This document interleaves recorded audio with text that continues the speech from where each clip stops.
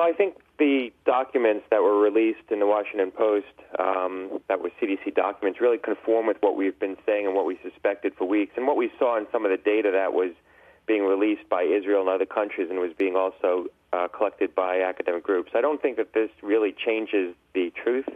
I think what this changes is CDC's willingness to acknowledge that truth.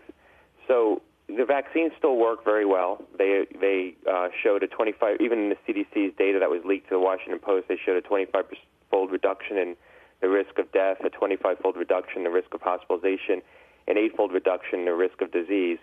What we know, or what we've believed, and what we now know more fully based on this information that was unfortunately not released in a controlled fashion from CDC, is that vaccinated people are developing infection, and vaccinated people in certain situations are transmitting the infection. And we've been talking about this for weeks now, Andrew, on this show, that there was probably more infection occurring among vaccinated people than was being detected.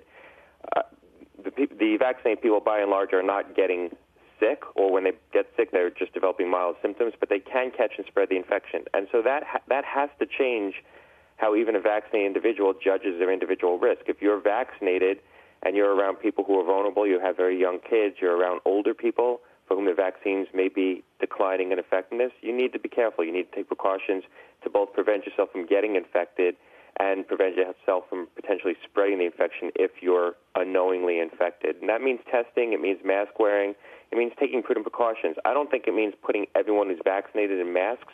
I think it means giving guidance to people on how to selectively reduce their risk. Doctor, one of the big questions is, as you know, so many people getting back to work in office spaces and the like, some now, some post-Labor Day. At least that was the initial plan. We're seeing some companies push that back already. You're going to have parents that have kids that are unvaccinated. What are they supposed to do? Yeah, this is the challenge. A lot of kids are in camp right now or away in camp, and so they're in sheltered environments. Once they get back into school and once their parents get back to work when they're in settings where they can be more likely to catch the infection, there's going to be more risk that you're going to have transmission from adults to children. I think a lot of people who are vaccinated have been behaving as if they're impervious to the infection, even in the setting of Delta. And so, hopefully this information, the acknowledgement of this information, is going to cause even vaccinated individuals to be a little bit more cautious in setting this Delta wave. I still think this Delta wave, we're further into this than we believe, that this Delta wave will pass at some point, probably in September.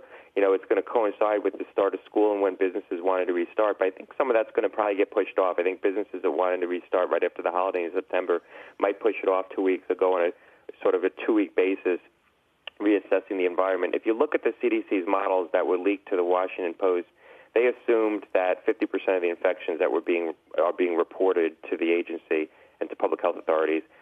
That's wildly high. I suspect probably 1 in 10 infections is actually getting reported. So the CDC's assessments of where we are and what we should be doing is based on what I believe is a faulty assumption about how much infection they're actually diagnosing. I think they're diagnosing far less, which means we're further into this and many more people have been infected with this Delta variant. I wouldn't be surprised if, on the whole, we're infecting up to 1 million people a day right now. We're just picking up maybe a tenth of that or less than a tenth of that. 1 million people a day.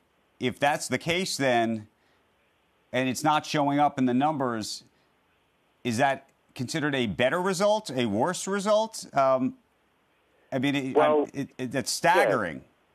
Yeah. What it reflects is a reality where you have a highly transmissible variant that's widely spread across the U.S. right now, that's spreading mostly in a population that's either vaccinated and developing mild symptoms or no symptoms at all, or spreading in a younger population that also is less likely to develop symptoms because they're younger, healthier. Most of the spread and most of the people who are showing up in the hospital are younger people. If that's where the infection's occurring, then there must be a lot more infection underneath the small numerator that's showing up in the hospital. Scott, real quick, set us a timeline in terms of booster shots and kids, let's say 5 to 12. When do you think that those shots will become available to the public? And do you think that they will do enough to change the dynamic? Yeah, look, this is my personal opinion. I'm not speaking for Pfizer or based on my sort of FDA prior role. I believe that we should be giving boosters to the vulnerable elderly right around now. I think we should have been boosting the people who lived in nursing homes who were vaccinated in December. There's clear evidence now of declining vaccine efficacy in an older population over time. Right. The CDC's own slides demonstrated that.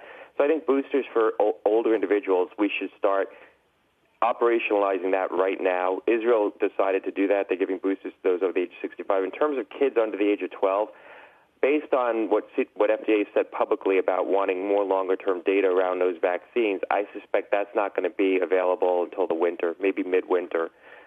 So I think the vaccines are now available for kids 12 and above. Most of the spread, or a lot of the outbreaks that we saw in schools were in high schools, so you do have the opportunity to get the vaccines into the high schools and the middle schools. It's just going to be the elementary schools where you're not going to be able to get vaccines into. Shepard Smith here. Thanks for watching CNBC on YouTube.